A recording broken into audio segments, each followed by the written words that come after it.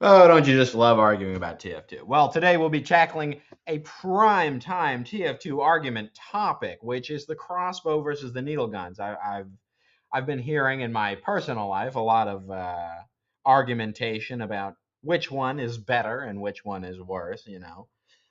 Some arguments that would say the crossbow is better, coming from some people with more hours in medic, and some arguments why the needle guns are more fun, coming from people who have a lot less hours in medic. So let's just go through the pros and cons of both and discuss why this argument really should be put to rest, because it's not really an argument. It's a misconception, I would say.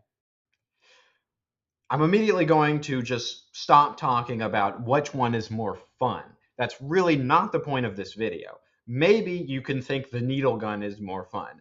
I personally don't understand it, but it is something. Everybody has a wide variety of opinions about what's fun, but we are specifically in this video talking about which one is better. So we want to avoid dying, we want to heal people, and we want to get uber charged. That is medic's main job. So if your primary weapon does not further these goals, then of course you should not have it. A player accompanied by a medic, especially one that's being actively arrow tanked, can fight 3 to 4 times as many people as they are. It's one person, and then they can kill, 4 to 5 other people. It's very, very common for people to go on, 3, 4, 5, 6 kill streaks when they're being accompanied by a medic. And a large part of that is arrow tanking, using the crossbow to give them that burst healing that they need to stay in fights.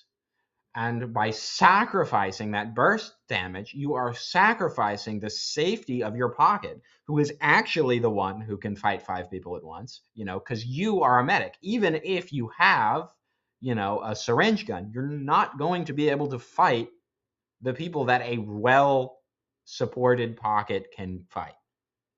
You need to be working with somebody to take those engagements.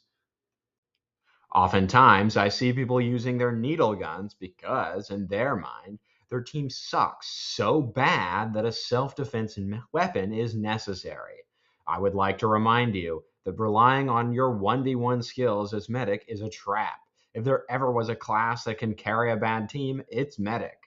Good medics are slippery, relying on positioning and movement to avoid fights rather than taking them. Do not run in.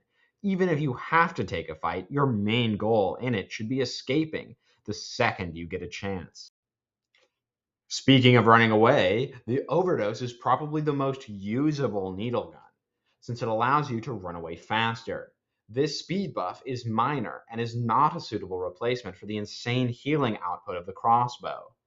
It could, in theory, make your positioning easier, but in the long run, if you become reliant on it, it will make your positioning worse.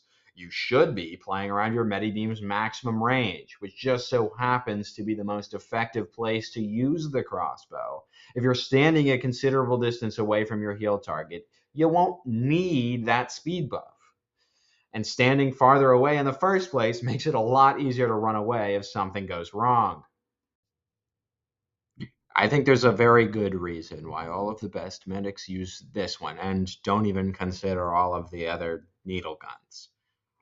It's just that helpful. Like, you don't see great medics that are like getting in huge frag movies running around with the fucking syringe gun. You don't see that in like high level competitive. And it's not for no reason. It's not just because. It's very, very impactful, and the healing is very, very noticeable.